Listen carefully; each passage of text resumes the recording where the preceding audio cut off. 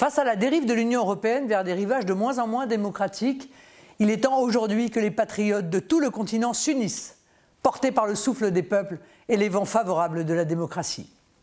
Nous ne pouvons plus supporter que les États soient dépossédés de leur capacité à maîtriser leur destin, ni qu'ils soient menacés de représailles s'ils ne se soumettent pas à l'idéologie de Bruxelles. Nous ne pouvons pas davantage accepter que le fédéralisme et le bureaucratisme dictent notre vie quotidienne par l'imposition de normes contraignantes. Ceci n'est pourtant pas une fatalité. Comme nous le disons depuis longtemps, face aux échecs et aux errements de l'Union européenne, une autre Europe est possible.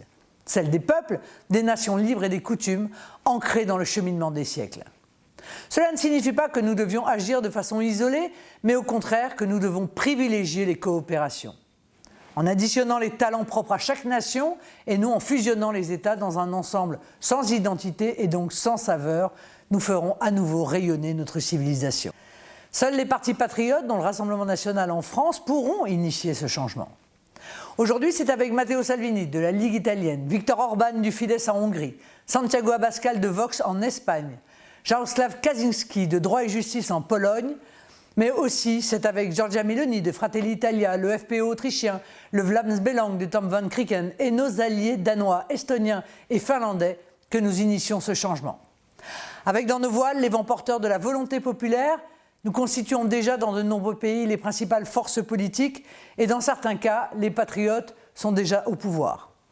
Pour les autres, ça ne saurait tarder car les peuples ne sont plus dupes et on appelle toujours plus à une réaffirmation de leur identité. Nul doute que bientôt nous serons majoritaires. Nous ne changerons pourtant le visage de l'Europe qu'en agissant ensemble. Cette union des patriotes, qui se concrétise dans l'importante déclaration signée aujourd'hui, nous permettra de valoriser les particularismes propres à chaque nation, mais aussi de combattre ensemble et plus efficacement les fléaux qui menacent tous les peuples d'Europe. N'ayons pas peur de le dire, ces fléaux sont la conséquence directe des politiques menées par les mondialistes. Alors que les fédéralistes, dont Emmanuel Macron est le principal représentant en France, lancent la conférence sur l'avenir de l'Europe qui vise à accroître le pouvoir des institutions européennes les moins démocratiques et à diminuer celle des nations et donc des peuples, l'accord de ce jour est la première pierre vers la constitution d'une grande alliance au Parlement européen. Ensemble, nous serons plus forts et notre voix sera plus audible. Nos nations en sortiront gagnantes, elles seront plus prospères et plus sûres. Elles renoueront avec leur destinée historique et chacun pourra à nouveau, sans devoir culpabiliser, être fier de brandir l'étendard national.